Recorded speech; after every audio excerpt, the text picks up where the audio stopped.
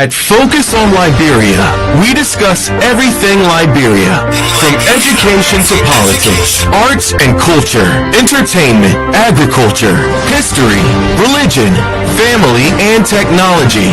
Focus on Liberia uncovers and showcases the best of Liberia and shows the world the truth about Liberia.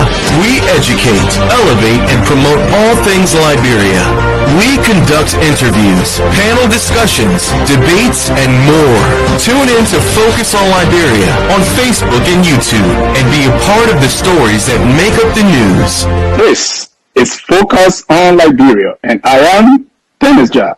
At Focus on Liberia, we discuss everything Liberia, from education to politics, arts and culture, entertainment, agriculture, history, religion, family, and technology.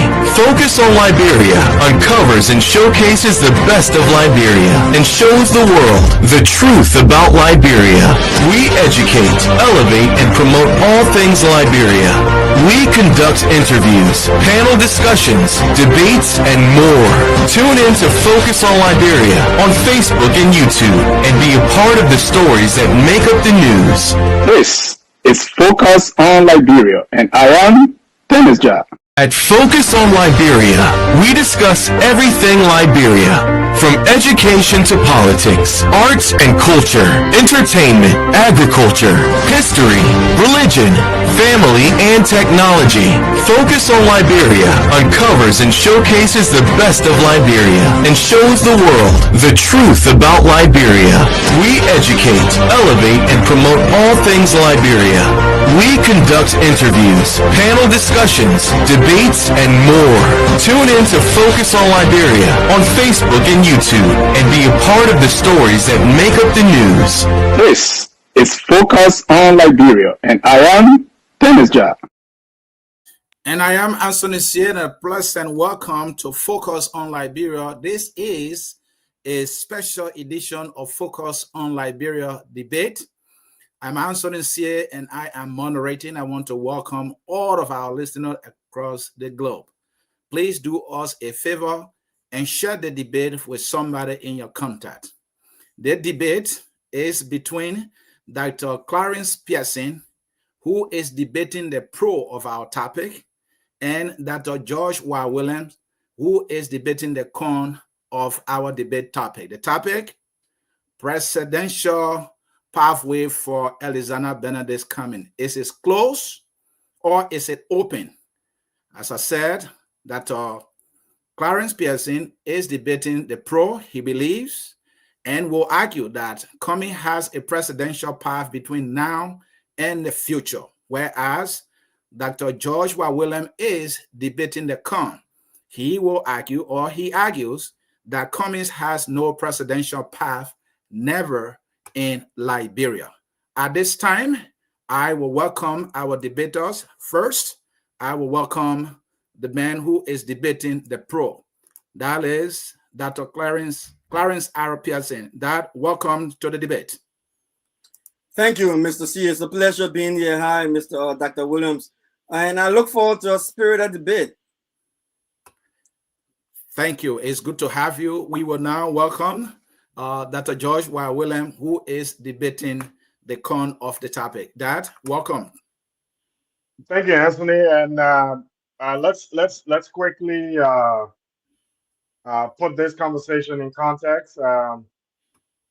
It's not going to be a debate; it's going to be education.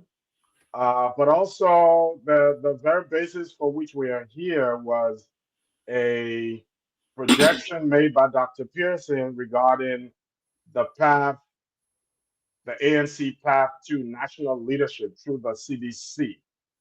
And that is on that basis that I'm going up to draw the contradiction in that strategy that Dr. Pearson spoke to. I want to speak to that and to say, as a result, yes, that Mr. Cummings has no future in such a strategy, and I will take my time to elaborate on why I say what I say. Thank you. Again, folks, we cannot welcome you enough. This will be an educated debate. So, good evening, distinguished followers of this debate, fellow Liberians, and our respective debaters. Tonight, we gather not merely to exchange opinions, but to interrogate the future of leadership in Liberia. Our topic, does Elisana Benedict Cummings have a viable presidential path in Liberia? It's not just about one man's ambition. It is about the soul of our democracy, the expectation of our people, and the involving definition of electability in a nation yearning for transformation. Dr. Clarence Pearson will argue that Cummings' path to the presidency remains open, perhaps even inevitable. Dr. George Y. Williams will contend that such a path is permanently closed, as he tried to explain or made a clarification. Both positions demand courage, clarity, and conviction. As a moderator, my role is not to sway, but to sharpen. I will ask questions that probe beneath the surface, questions that honor our collective intelligence and challenge our assumptions. Let us proceed with respect, vigor, and shared commitment to truth. Liberia deserves nothing less. With that said, gentlemen, I will start with you, that Pearson will cut through the chase and go straightly into the debate. Now, this is the segment for the opening argument. Dr. Pearson, who is Elisana Benedict Cummings as a leader that makes him an electable person for the Liberian presidency comes 2029 and beyond? Dr. Pearson, your opening, please. Yeah. Thank you, Mr. CA, and thanks to all our viewers out there.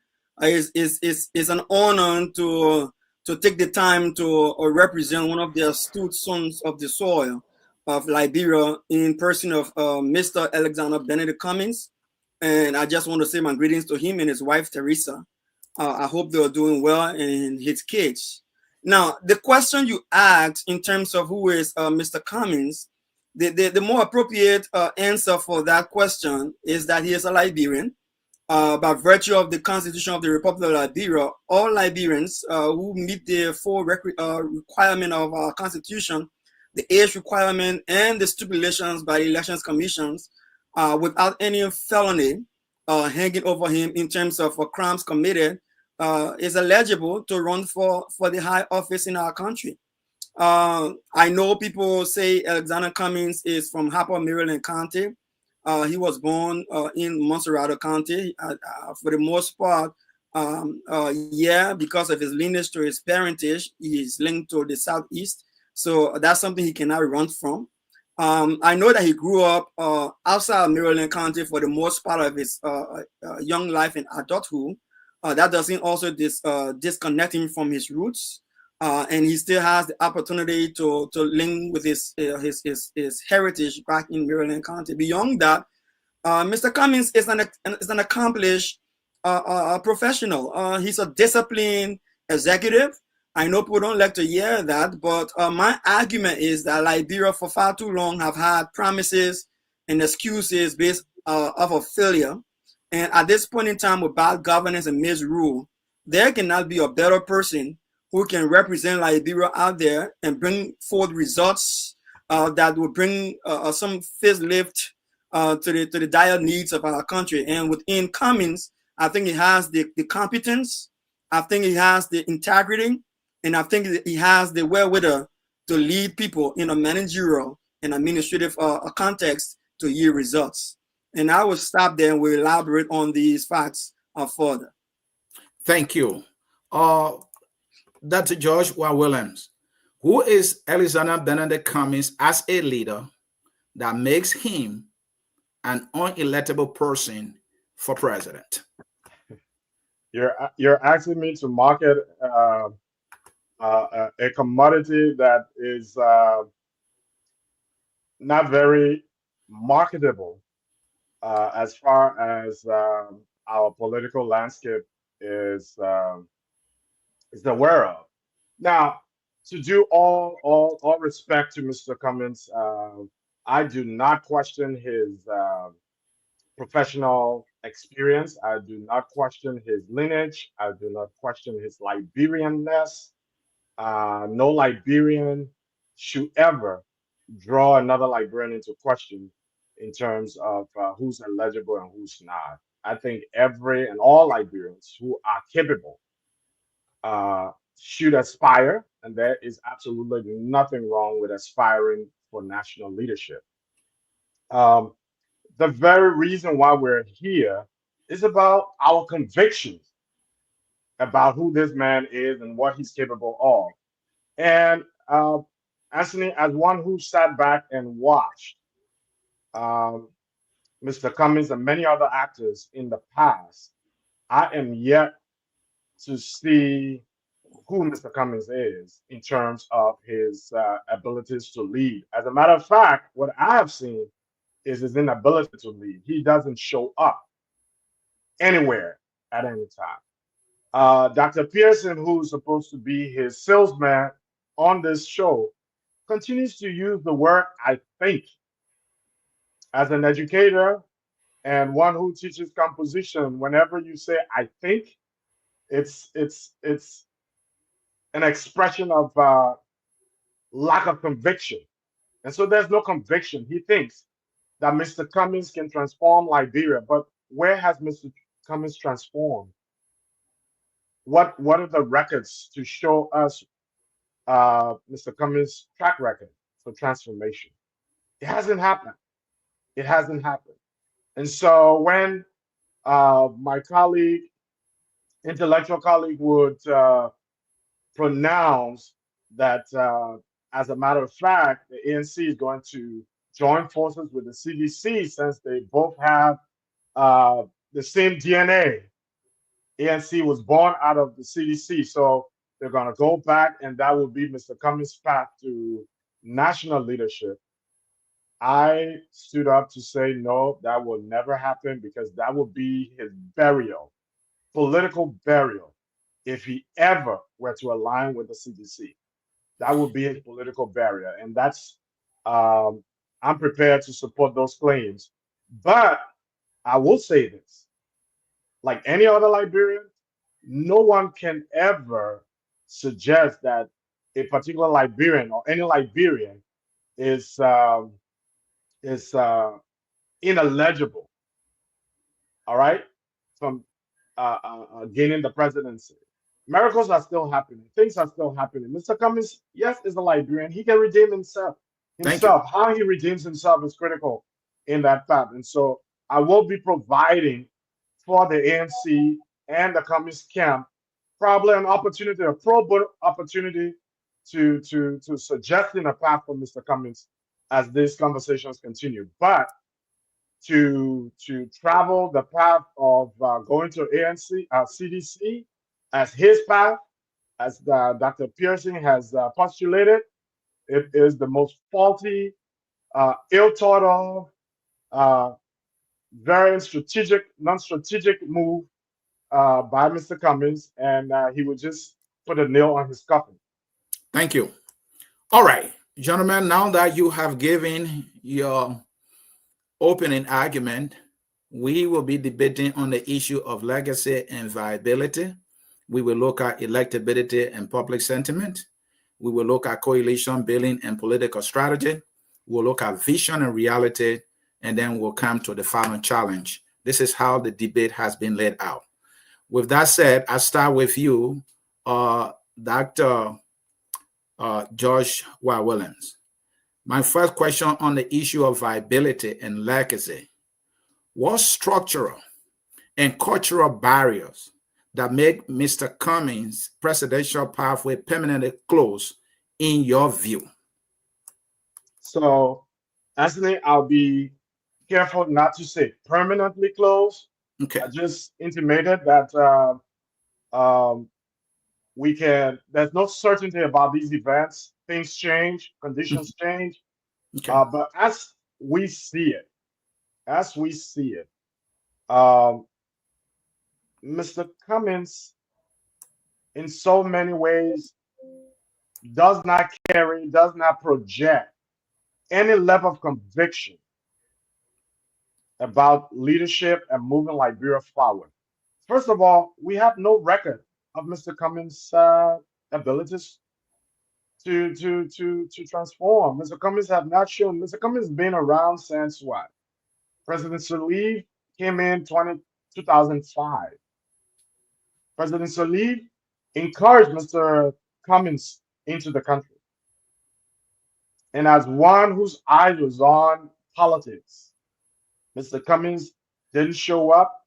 He did not ensure that President Sirleaf provided him the platform to accentuate his image. So 12 years went by. He was in business with President Sirleaf, doing private ventures, giving scholarships here, donations there, 25,000 to Prince Johnson, money's here, money's there.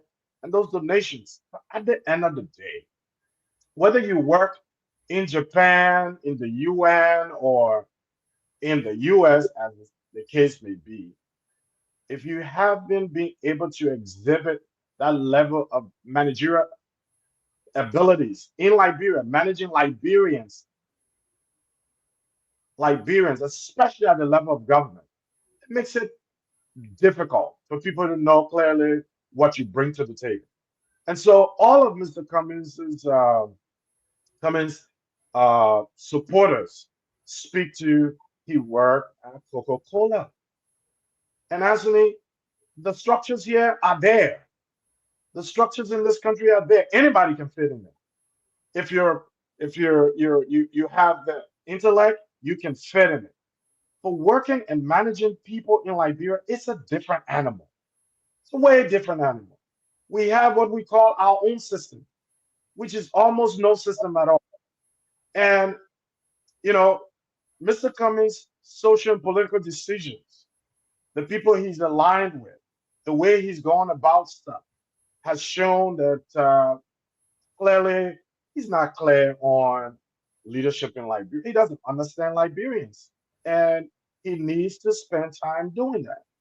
And I don't think his supporters are doing him a favor by retaining him in the space that he's in.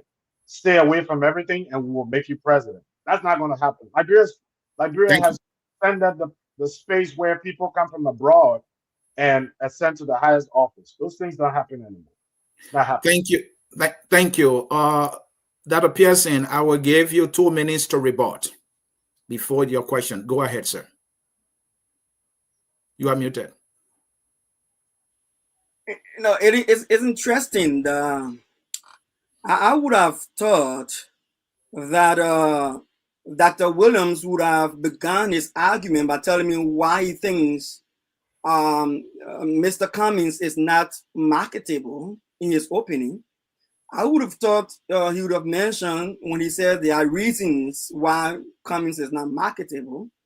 I thought he would have listed them. I would have thought he would have listed what he means by he doesn't have the ability to lead. And I would have also think that he will mention what it means that President waiting Mr. Cummings does not have records of leadership. One of the qualities of terminal degree is the ability to do research. And when you're looking up people to classify them and give them a certain level of social whatever kind of a labeling you want to give them, you should have done your research. So Mr. Williams is telling me that he's not aware that Mr. Cummings is on his belt more than 40 years of corporate experience. And he's talking about managing Liberia. Let me ask Mr. Williams, how many presidents who became president for the first time have managed Liberia as a president when you've not been given the opportunity to be the president? Well, that whole premise is faulty. And now let me go back to say this. Now, the problem with Liberia, why I think Mr. Cummings is the best fit is because Liberia's problem is not that we've not had people who will come over and to be the president of the Republic of Liberia claiming that they have experience. Like what Mr. Williams just did. People coming claiming that they have experience with nothing to point to. Mr. Cummings served in reputable companies outside of Liberia, not only Coca-Cola company. People think that just Coca-Cola company he ran. No. Have you ever appeals a bureau, Dr. Williams? So he did not just, he sits on major boards with astute comrades and astute characters who respect him for who he is. And you cannot tell me, all in Mr. Cummings' corporate experience and portfolio, that you can point out there in the public space any derogatory or any condemnation of malpractice or malfeasance of stealing or money laundering of any of these companies that you can point out. No, they're non-existent. Now let me come to some of the things you mentioned here. Why are you asking us that President Ellen Johnson Sirleaf has experience, or whoever else has experience, when they have had the opportunity to run the country on promises and nothing but failure? Today, Liberia is short not of men who want to rise up. Liberia is short of disciplined men and women who will rise up to the plate and yield results. The contradictions of promises and excuses can no longer be the hope of the people of Liberia. We want a leader like Alexander Benedict Cummings, who has sat over corporate entities, managed over billions of dollars without stealing a penny, who've managed individuals and other high-level officials of his company and led them with success. And these companies are still around today to show the proof of his leadership. Now, politics can come two ways. You can either get into politics, and today, after a few tries of political affiliations and association, call yourself politicians, or you can be there and run a government because you have given opportunity, and then they call you a government official, and therefore you claim to be a politician. But Liberia does not really need politicians right now. We've had politicians for over 20 years in post-war Liberia. What are the results? Lies, corruption, misleading the public, false hope, dashing the hopes of the ordinary people. Today, Liberia is the 8th poorest country in the world. National budget cannot represent the basic needs of Liberian people. We need someone who has been there. Thank you, Dr. Yasin.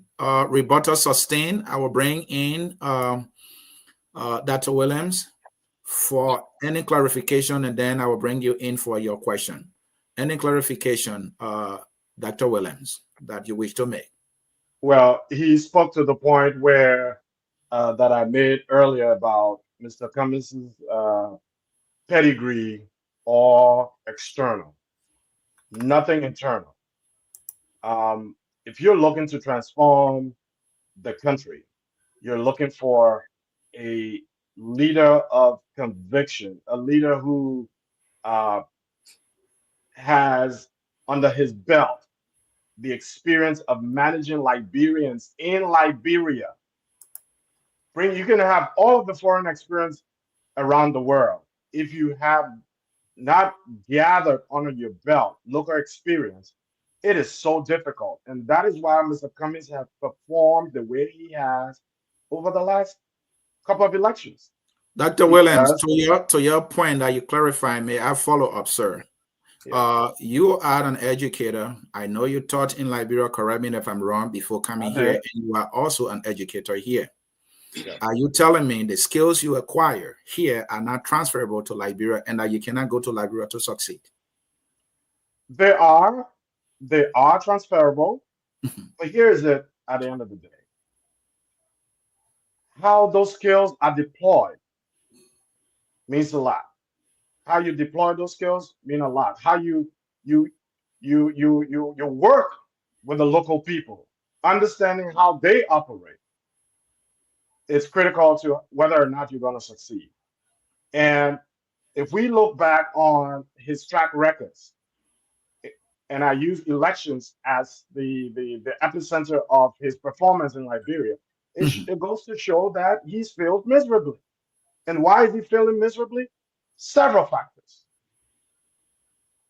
His chosen vehicles, his approach to engaging Liberians, there is a disconnect between him and a lot of those who support him. Most of the people who support Mr. Cummings are people in the U.S., not So the that people. permit me to follow up again. So when you are talking about failure, it's about he not being successful to the point to get elected as president. Is that what you're speaking to specifically? That is specifically my measure of Okay. his. So Yeah, let us look. ability. Let us look at other things he's done.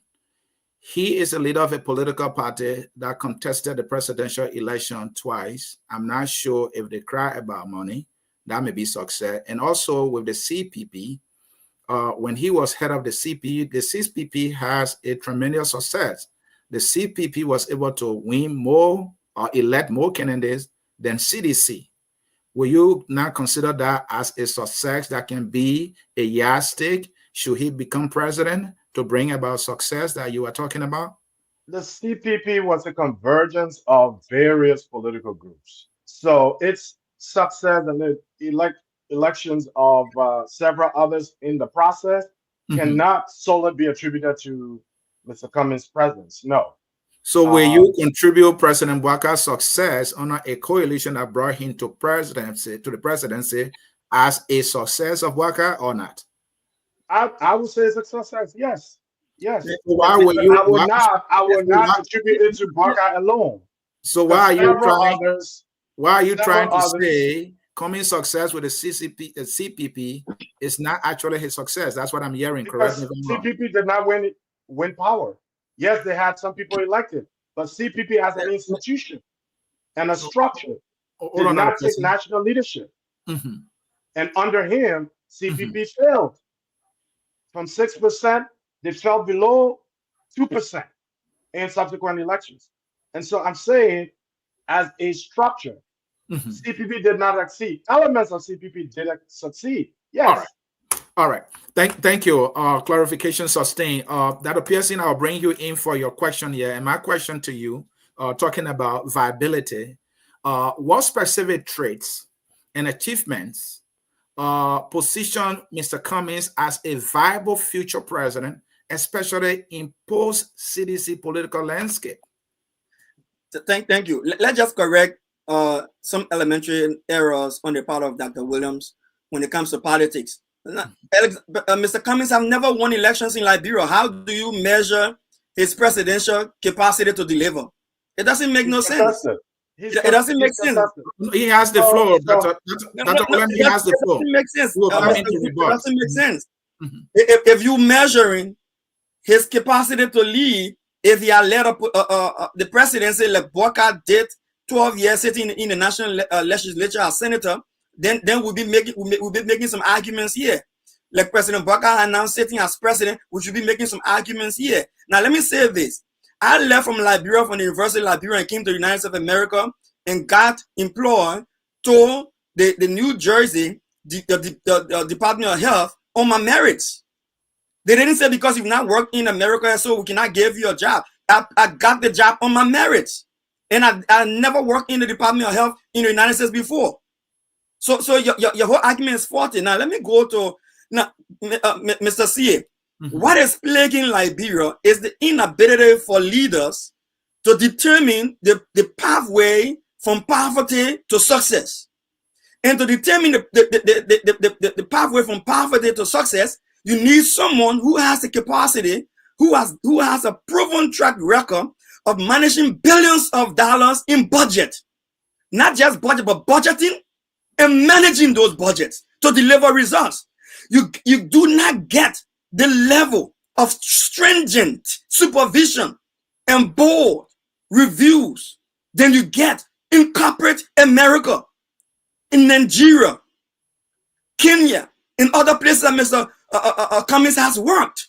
This man has not only guided and driven multi-million dollars enterprises, but he is able to do the same for Liberia. Why are Liberians voting in people who gave you one bag of rice and come back and take $45,000 car? Why? Why is Mr. Dr. Williams is complacent to say to me that it's okay for people who can go into the national legislature and pass a budget. 80% of that budget goes on buying computer, paying salary, buying cars, buying scratch cars, and buying whatever else. And he doesn't feel that an Alexander Benedict Cummings, an accomplished, disciplined executive, is not able to go to Liberia and put his foot down and say we want performance management here and yield the results. There is no more time for excuses. We want results. And the fact that Mr. Cummings delivered in his corporate career and there is no record of any dereliction of his duty, we cannot blame him for not working in Liberia and not holding office in Liberia in politics. The President Barker who has 40 years and still can deliver. Can Dr. Williams tell me President Barker with 40 years in experience in Liberia delivering right now with the current budget we have? No. Thank you. Question answer. Dr. Williams, your rebuttal, sir. So firstly, I'd like to say that this conversation is not about President Barker. He's not up for conversation. We're talking Alexander Benedict Cummings. If and when there's a need to discuss President Barker, I'll be honest with you. I'll be frank with you. I think he was drawing an analogy or making an example. I don't think. Yeah, but Dr. Pearson has the skill of deflection. The whole conversation about with some of the UP folks that I hear all the time, oh, but CDC did it. We're not here comparing Barker and Cummings. We're looking at Cummings and his prospects for elections in this country. That should be the focus, not President Barker. President Barker's situation is unique. It can be discussed. And when that time is right and you're open to it, I'll be open to it. But let's discuss Mr. Cummings with a focus on him and his experience in Liberia. Interjection, Mr. Moderator, interjection, quick interjection. 16.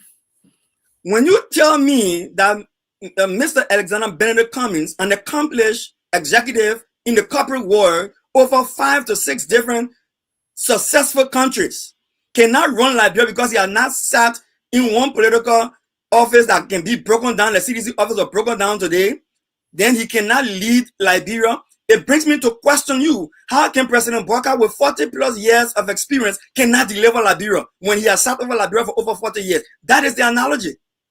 Interjection made, Dr. Williams, or go ahead. So we keep this conversation on an even keel. There was never a point where Mr. Cummings, the focus of this conversation is on his path to national leadership. Mm-hmm. His abilities to lead, however, comes into question as a result in terms of the institutions he's affiliated with and the results of his efforts to gain national leadership. Mm-hmm. We've never questioned his abilities, no. We've questioned his managerial capacity in terms of leading those institutions to national leadership. It hasn't happened. And why isn't it happening? It's not just me. There are millions of Liberians out there who do not believe in and do not see any conviction in his abilities to lead. He hasn't shown it. All the experience we hear about is foreign. Mr. Cummings has been around since 2006. What has hindered his abilities to get involved? What is stopping that? Why is the lack of error appetite for outperforming the more resourceful, the corporate giant that you speak about? Why is ever appetite performing higher than him? Have you ANC supporters asked yourself that question? What happened? What happened? You want me to answer? I would love to hear your response, sir. So I will move to the electability and popular sentiment factor. And Dr. William, I will keep you on the floor. My question to you both: how do you interpret the Liberian electorate's response to Cummings in the last 2 elections? Is it a rejection, hesitation, or something else? Dr. Williams, you have the floor still. Go ahead. It is a combination of all of the above. they've rejected him on several counts. One, um, he seemed an ally of President Sirleaf, and Liberians were seeking to move away from the Sirleaf hegemony. And then the President Weah came in there. He contested.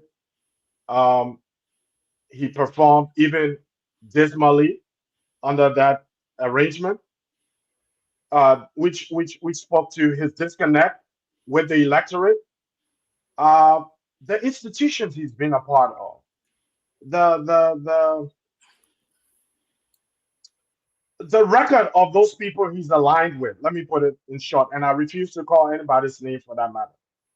But some of the very folks he aligned with. Can you mention the institutions you're talking about if you don't want to call the individual's His name? relationship with ANC and CPP Okay. was problematic. Yeah, his relationship with ANC, especially so CPP. His relationship with CPP. It was a frightening experience for a man who has so much, according to Dr. Pearson, has so much corporate and international exposure and experience to have gone on the wagon and affiliated with some of the folks he did affiliate with, scared Liberians. It told Liberians a lot about him, that he didn't know the country. Because some of those people, even the boys on the street, didn't align with him. He was there. Some of those people led his campaign. And the country is aware of who these people are. And so when you see when you're investing the leadership of your country in the hands of a man who has unbelched, very impeccable corporate track record externally, but no experience at home, and you see him do that, you know he has no understanding of the political landscape, and he's treading desperate grounds just to become president, and that scares me. I'm one of those. Anthony, in my political life, I joined two political parties in my life: the Student Unification Party and the United People's Party. Follow up. You mentioned the Cummings Association. I know you mentioned individuals, but you declined to mention, and I respect that. That is in the spirit of respecting the debate. But I want to follow up to say, those very individuals and institutions that you think Mr. Cummings, because he aligned himself with those institutions and individuals, contributed to his unsuccessful run for president, other individuals who contested for president and succeeded collaborated with those very individuals or some of those individuals and institutions, and they succeeded. So can you tell me, how is this Mr. Cummings' fault and not the fault of others who collaborated with similar individuals and institutions and yet succeeded? Don't you think this is not Mr. Cummings' problem? Is it the problems of the people who decide who becomes president? Well, ultimately, the people will decide. Ultimately, the people will decide. And if in his intellect and political intelligence, he's unable to galvanize the population behind his aspiration, he has failed. And why is he failing? Because there's a disconnect. In simple terms, there is a disconnect between his expressed programs and aspirations and his actions in the process. And so that's a disconnect. And so people refuse to support it. Thank you. Dr. Pearson, I said earlier, the question is for both of you. I repeat the question so that you can adequately address or answer the question. How do you interpret the Liberian electorate's response to Mr. Cummings in the last two elections? A rejection, hesitation, or something else? No, so I would say bad politicking, and I don't blame anybody for bad politicking. Politics in itself by nature is a dirty game. So, and I will explain why. But let me clarify some contradictions from Dr. Williams. So Dr. Williams wanted the people, the viewers and the listeners to believe that Mr. Alexander Benedict Cummings associated with people that resulted to him not winning the elections. What Dr. Williams did not understand is that President Burka was one of the associates. And President Burka is now president of the Republic of Liberia. President Barker was ahead of the CPP ticket before moving on in a dubious manner, blackmailing his own opposition politicians a year to the elections, dragging him to court and undermining his campaign. Dr. Williams, you're supposed to know that. This is recent history.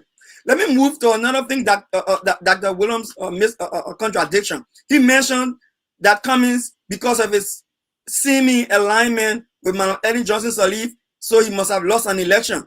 But the same Madam Ellen Johnson Sirleaf was believed to have turned her back on Joseph Barker in line with WIA, and WIA won the elections. What another contradiction!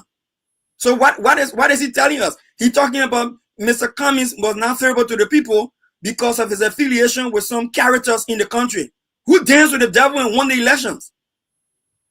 Who danced with the devil and won an election? Who pronounced that they were dancing with the devil and won an election? So what is he talking about? So I would say, yeah, I think politics in Liberia has always been, and I would say this for a fact, individual driven. There are people who carry the sway of the population at some point in time. So, say for instance, when Charles Taylor was loved by Liberians for some reason beyond some people understanding, the son, he killed my mom, he killed my pa, we will vote for him, and they did. Madam Ellen Johnson came to run for election in 1997. She only got 9% of the vote. She was just like Cummings, just making an entry in terms of running for president.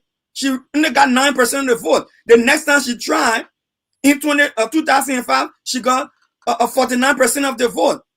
When she went back in 2011, that vote dropped to 43%. So there is a change in the dynamics of how people get votes in Liberia.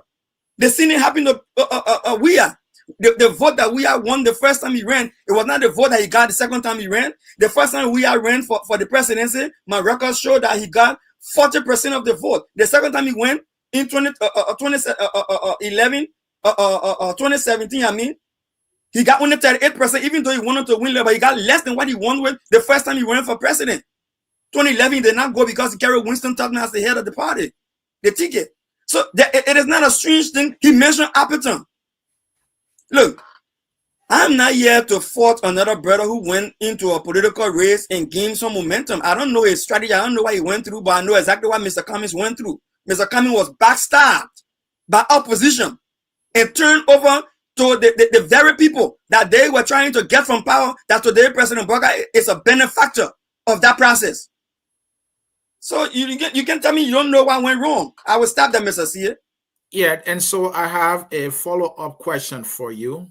And that question is, can a candidate, this time in Mr. Cummings, if he were a candidate again, can a candidate with limited rural penetration realistically win national election in Liberia with or without a coalition? Thank you, Mr. C. So first of all, I hope this time around, Dr. Williams will have his facts in hand, because if you look at the electoral history of Liberia, the last president that ever won a straightforward election in Liberia without any coalition was Charles Taylor in 1997. Other than that, Madam Ellen Johnson Sirleaf did not win an election of her own. She got the support of a coalition, of a backing, a collaboration. President WIA also won an election with the backing of a coalition. President Barker today won an election with the support of a coalition. And we believe very strongly that even though we stood with the very President Barker and banned the different propaganda and rhetoric that we all were pushing against the WIA administration, and we hope that if we had won this presidency along with Mr. Barker, we would have gone to audit the CDC and validate the propaganda against the CDC, so that we can give the Liberian people a justifiable evidence that say, yes, we accuse these guys of wrong, and here are the evidence to show from the court prosecution of these guys who vandalized the country. To date, the audit promise to the Liberian people has not been fulfilled by President Boyka. He has not prosecuted a single soul in the CDC to validate those campaign rhetoric. That has given the CDC that is giving the CDC currency today. Dr. Pearson, I know it is your time, but as moderator, I want to keep you to the question. My question is simple, and I will allow you to not go too much into other political actors. Can a candidate in Alexander Cummings with limited penetration in rural Liberia realistically win national election? That is the question. Madam Ellen Johnson Sirleaf did not have population in rural Liberia. Her success in the rural counties was from Prince Wyatt Johnson. President Boyka did not have any penetration in rural Liberia as well. His success in the gun elections was from Prince Wyatt Johnson. And I'm saying to you, the table has turned. Until we can validate those who hold the political sway in Liberia, until we can validate that they were actually guilty of those acts that were the propaganda that were pushed against them can stand. They have gained currency. And with those currencies can deliver on the basis of collaboration among the opposition party. Thank you. Dr. William, on the issue of rural and local penetration, it also comes to name recognition. I'm glad that Pearson mentioned Charles Taylor. He was a household name when he ran, and in history, from the time he contested, he has been the only candidate to go solo in an election with local penetration, rural penetration in terms of name recognition to win. Even President Boyka, who I believe had some local name penetration in rural communities, could not do it alone. Ellen Johnson Sirleaf, I believe, has some local penetration in rural Liberia. She could not win. President Weah, I believe, also had name recognition and local penetration, whatever way you call it, in rural Liberia, but it took a collaboration to get him. My question is simple. The fact that these individuals, with or without local penetration, through collaboration or coalition, won, why do you think this is not possible with Cummings? Is that not your position? So let's go back to the various scenarios. Please. The election of 1997 that brought in Charles Taylor, we had come from war. The entire country, boys and girls, every nook and cranny of the country knew the name Charles Taylor. Knew the name Charles Taylor. Those elections, yes, Taylor won without any coalition, and it's pretty simple.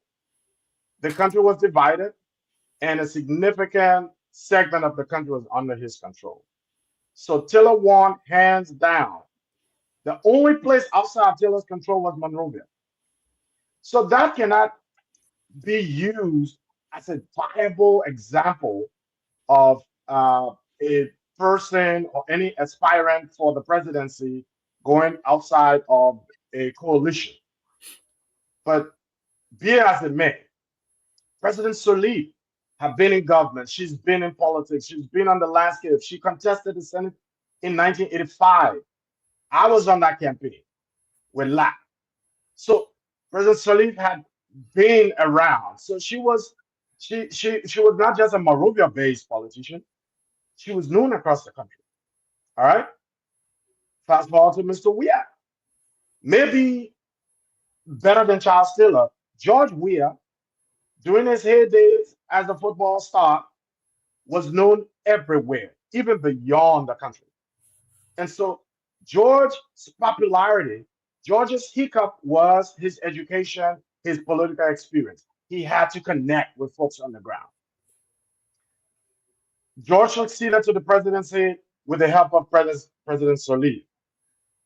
Here is where the concern comes in. Alexander Cummings was brought into the country and encouraged to come home by President Sirleaf. By President Sirleaf. Alexander Cummings hasn't been able to gain the traction in the country amongst Liberians, among the players, key players. He hasn't been able to. And so he's had to find his way to different clusters. Now, even when CPP was set up, the intent, and you talk about President Boycott has been around for years. He's known across the country, especially within the Western Belt. They know him. He's worked with the LPMCs and the Agriculture Ministry, so a lot of people will know him. Unlike Cummings almost a foreigner in his own country. People don't know him. And when you're aspiring at the level of the presidency, you need to know your people. Your people need to know you. Has he given his people enough time to know him? Has he given them a chance to know him? Have we seen Mr. Cummings control an institution successfully? ANC is not that. CPP is not it. Those are political institutions surviving out of his pocket. Surviving out of the pocket. They don't survive on their own. Survive out of his pocket. And so those cannot be used as measures. But even if we were using those as measures of his abilities, how far have they gone in comparison to others on the same landscape? Follow up for you, Dr. Williams. The main point of your debate here is that if even Cummings decides to go with the CDC, it will not work. And correct me if I'm not quoting you wrong, that it will be the wrong strategy. It will be a dangerous strategy. And correct me with the words there. Yep, So yep. my question to you here is, if Cummings were to form a coalition with traditional power brokers and some relatable political parties in Liberia, do you think that will shift your view when it comes to his electability prospects, or not still? So what brought us here today was the whole alignment with CDC. Mm-hmm. And given the very impeccable international corporate track record of Mr. Cummings, Mm-hmm. if I were to see Mr. Cummings align with the CDC, I would lead a campaign to drive him out of Liberia. I will lead a campaign to drive him out of Liberia. The question is why? Because Mr. Cummings have pivoted himself on the platform, and Dr. Pearson has alluded to that, of being extremely disciplined, corporately astute, ready to, unlike Tiawan Gonglo with the broom, he's ready to use a bulldozer and get people out. Where I will see a Cummings aligned with an institution that basically pillaged our country. That speaks to his level of desperation. And desperation for what? Just to be president? Just to be president? I would rather have Cummings on his own seeking the presidency than going to CDC to aspire to be president. Dr. Williams, follow up here, please. Follow up here, please. Elections, we're talking numbers. CDC is one of the two parties in Liberia that consistently made it to the second round. I believe about 4 times now. Yeah. All right. And CDC is usually around 40 to 38% for the most part. So if Cummings were to form a coalition with CDC, there's every reason to believe that whether on the ticket as the second man or the first, he's to the second round and there's a clear path to the presidency. Why do you think this is not a good strategy to become president? Because that's where he has failed over and over. It brings Mr. Cummings' integrity into question. It brings his integrity into question. On what basis will he be aligning with CDC? But do you believe that will be a successful strategy or not? So would the focus just be to become president rather than maintain the unblemished, integrous posture that he's always had? Is he just in Liberia to be president? Can he not serve in other capacities? Can he not stand out as one who would say to himself, regardless of whether or not Liberians vote me in, I'll maintain this posture. I will not do this. I will not do that. I will not align with the very institution I castigated, with the very people who pillaged our country. And if his followers will see that as a strategy, they are all desperate people. They're all desperate. So that William, hold on, Clarence. I'll come in. So that Williams, you have every reason to believe that he has a winning strategy, except that he will be doing it with somebody that he either have questioned and someone whose record actually is a walking contradiction with his exactly record of who he is. That's my point. Okay, so then what is the? I want to get your argument here that he can win. Well, so here's it. He could, and I say could in quotations, he could, but it would bring him into further question. But all of this, his credentials on corruption, his argument against pillaging and corruption and public malfeasance, he will be aligning with the very institution that represents corporate malfeasance in the country. Yeah. So, Clarence, please bear with me. So that I can hold it. I can hold it. All right. Let me bring you in. Let me do justice to the debate. Let me bring you in. Go ahead. Your rebuttal, please. Look, Dr. Williams has just validated my concern when I said that, in as much as politics in Liberia has shown a fluctuation in votes over different electoral periods, no matter who it is, whether Ellen Johnson Sirleaf or President Weah or Cummings, or whoever else except for Charles Taylor, he's now agreeing with me that with the right formula to attract the people who sway the votes, there's a pathway to the presidency. He's agreeing with me.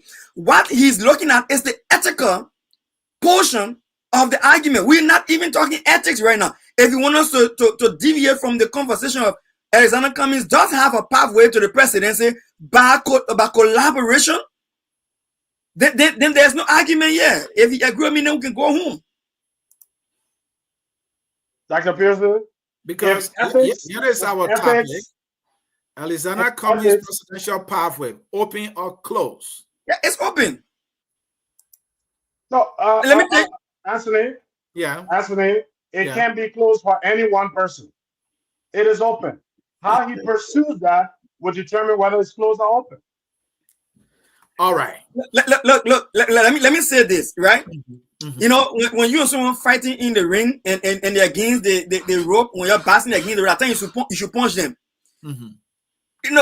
Dr. Williams, you've just complained that President Cummings in waiting does not have the numbers. But at the same time, you're trying to deny the fact that there are certain stakeholders who hold the numbers. And those stakeholders who hold the numbers, one of the stakeholders who hold that number and will come to every election either first or second cannot be a viable collaboration. I disagree with you. I feel that President Cummings in waiting has been given a gift on a silver platter. President George Manning Weah in 2011, no one believed that he would have succumbed. In 2011, succumbed his standard bearership to Winston Tubman. He did. No one thought that. President Alexander Cummings in waiting has never said ever that he cannot run as vice presidential candidate to anyone. He was appalled by the deceitful political maneuvering of President Boyka, then an opposition, who refused to go to a primary because he felt he did not have the votes to win the primary. That's what we're discussing here. So he stabbed his professional colleague in the back. He ran to the back door and got the presidency under the very same collaboration that you're trying to tell Alexander Cummings not to adhere to. That's hypocrisy. Serious hypocrisy. So, Dr. Pearson, here's my question. If and only if you agree that man by nature is flawed and that Mr. Cummings have had some missteps, then my question to you is this. What lessons has Cummings learned from past political missteps, and how do those lessons shape his future political strategy for the presidency, saying you believe that the path is open? Well, no. So let me do a disclaimer here, because you're trying to get me into the head of Mr. Cummings, and unfortunately, I may not know what is in his head, but I can speak from the perspective. You have to get in his head. That will qualify you for this debate, to get in his head. No. I can say what is in his head, but I can say what we have deduced from the past election. Okay. Now, Mr. Cummings comes from a corporate background, Mr. C, where when decent people sit around the table to make a deal, they are respectable people. They live up to the contracts. They live up to the agreements. When they make commitments, they meet those commitments. Those are the things they evaluate you off of. Now, President Cummings came to Liberian politics with trust, immense amount of trust. You can see his trust running through President Boyka. When President Boyka was sitting down without a red carpet to his name, President Cummings in waiting was funding his field campaigns with the intention that they had a common agenda, which was betrayed. So what I think President Cummings in waiting will do this time around is to proceed with caution. It's not to take people on the basis of face value. Like, for instance, the young man took the CPP a framework document and said, when everybody else sleeping, I will push this thing so that the people can get the results that they need. He tried his best, reaching it as far as getting it clear through Elections Commission.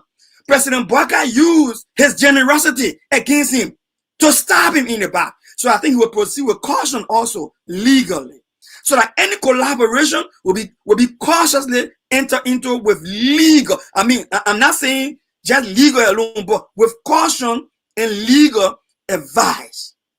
You right? So another thing I think Mr. Cummings will do is this. He's not just going to spend money because he has money to spend. He's going to allow the process to play out in a way that people are able to step up and take a part of the pie to show that everybody have a stake in this drive. So that when the drive in the future crumbles, it will not be because President Boyka did not put money in CPP. So when CPP breaks down, he doesn't care. He just walk away. No, everybody will bring a stake to the pie. Let me say the last thing there as look, Dr. Williams, be fair here. Dr. Williams, I want you to be very fair here. You need to be able to say clearly to the Liberian people that Liberia at this time cannot continue to elect people because they are only popular. Liberia cannot only elect people because they are named, they all know in the country. You and myself should be able to sell a disciplined individual who gets in that mansion, knows what the country wants, and is able to be disciplined enough to deliver that with results and not excuses. And that is what is missing in our Liberian politics right now. And I hope people who viewing this show should see that beyond the populist politics. Thank you. Dr. Williams, any rebuttal, or I have a question for you?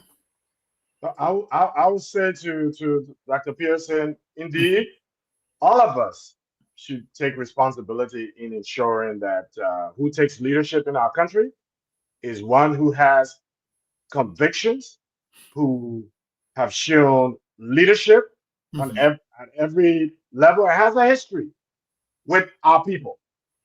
I look forward to what's pending, the ensuing political process, 2029. I see that is going to be a very intriguing enterprise. All right, there's already conversations going on at many different levels, and the whole presence of Mr. Cummings in that landscape, it's will be interesting to see. You know, what I'm hearing from Dr. Pearson is all wishful thinking. It's all wishful thinking. The CDC, as we know it, yes, they're in a tight spot at the moment. but they're not going to give up their grips. No. CDC also has partners that are out there who've collaborated with them over time. The CMCs today, the actors in CMCs are collaborators of the CDC as well. When you look back in the past, and there are many other parties. The MDR has always collaborated with the CDC, and most recently collaborated with the United Party. And so it's going to be an intriguing enterprise.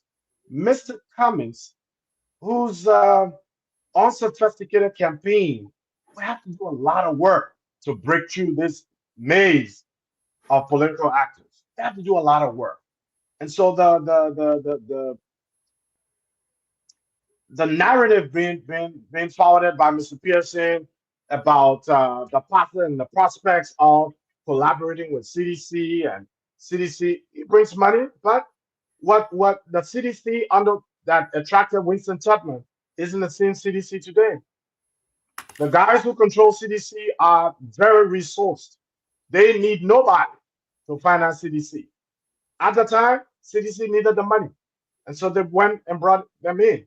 Now, so it's going to be an interesting process. I think Mr. Cummings can do himself a favor. Yeah, stepping back. There are many things that Mr. Cummings can do, and one of those things is to step into the public space long before 2029. He needs to step into the public space and not just sit by and wait to become president. It's not going to happen. He needs to enter the public space. And his pathway to the public space right now is through the current government. He needs to come on board. If not, it's not going to happen. And so I urge all of you who are his, and this is my pro bono advice to all of you, get him into the public space right now and don't wait for 2029, because he will be more frustrated than ever. Thank you, gentlemen. Our 1 hour has elapsed, and so we will come to your closing argument, and I have a question for your closing argument. And I will allow you to go first, Dr. Williams. What is the single greatest risk to Mr. Cummings' presidential ambition, and how do you think he should confront it? And what can be a winning strategy for Mr. Cummings? Well, I just answered the last segment of your question just now, and my projections for Mr. Cummings is to find a way to get on board now. Mr. Cummings, I mean, he's a reputable Liberian, but in terms of attracting the votes, he's failed to do that. Liberians need to see what Mr. Cummings is capable of doing as part of the structure of government. He needs to get on board. He needs to be an active part of a process that is publicly seen, that exhibits to Liberians what he's capable of. All of this leadership and corporate acumen that he brings to the table, Liberians need to see it. We've never seen it. We've never seen it. And the ANC and the CPP are the worst measures of his corporate acumen. All right? And so we need to see it. He needs to enter the public space at this point. He needs to build forces with those people he, at one point in time, were aligned with. He needs to go back, in other words. He needs to go back. He has a foundation in this current government. He needs to explore that and exploit it. That's his best option. Get on board and show Liberians what he's capable of. Other than that, if he's going to wait till 2029, he's going to be wasting resources, and he's going to go frustrated. And listen, between now and 2029, there are lots of other Liberians, Dr. Pearson, myself, you, Anthony, and many others like us. I'll be 57 in October. Anthony, I'm not going to be waiting for Mr. Cummings to decide how he wants to be president of Liberia. What about me? What about you? When is our time? Why do we wait? You talk about how great Mr. Cummings is. What about you, Mr. Pearson? What about you? Why should we have to wait for, for generations to decide what they want to do? Why can't we?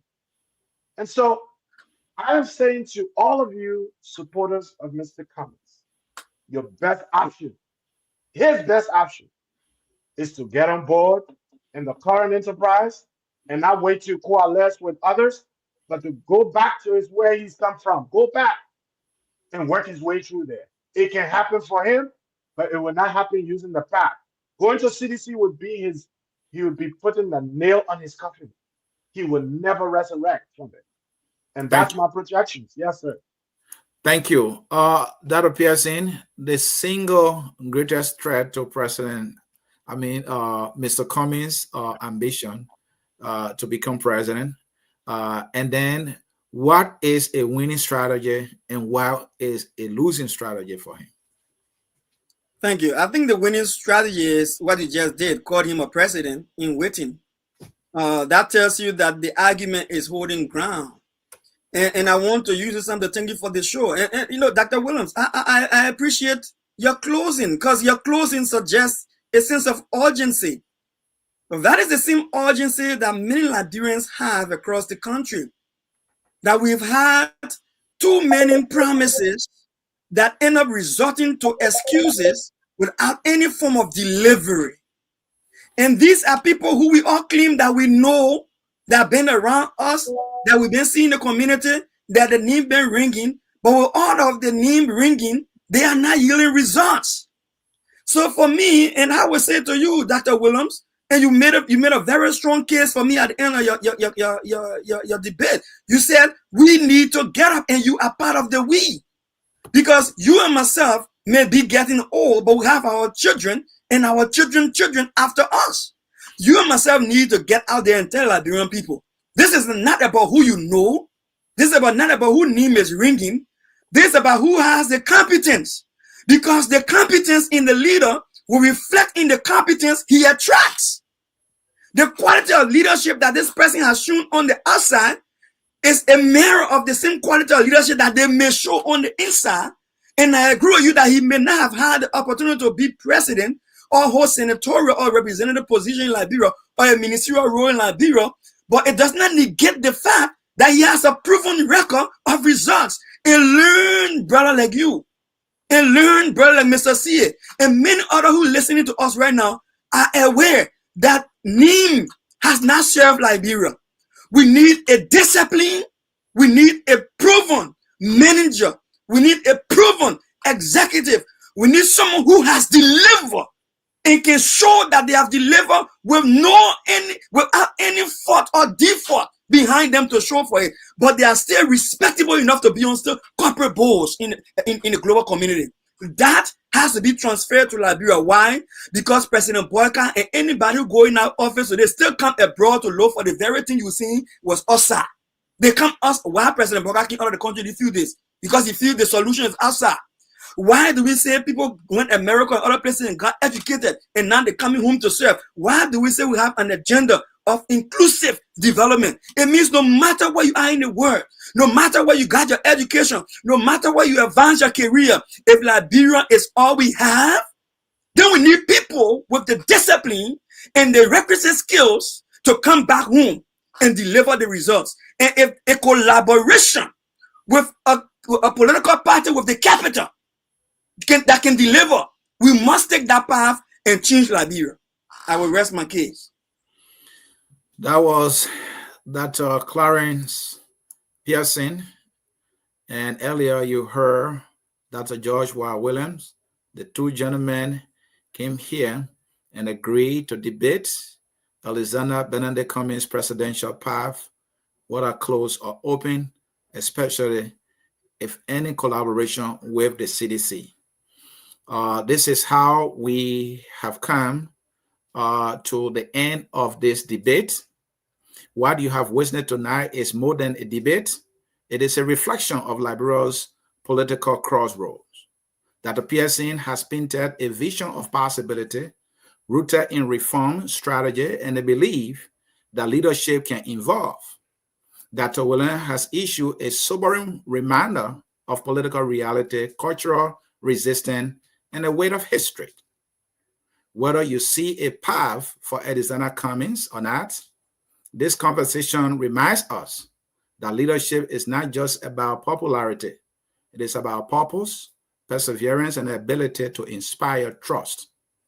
As we leave this space, may we carry forward the spirit of inquiry, the courage to challenge, and the humility to listen. Liberia's future will not be shaped by one debate, but by many. Let this one be the most honest amongst all.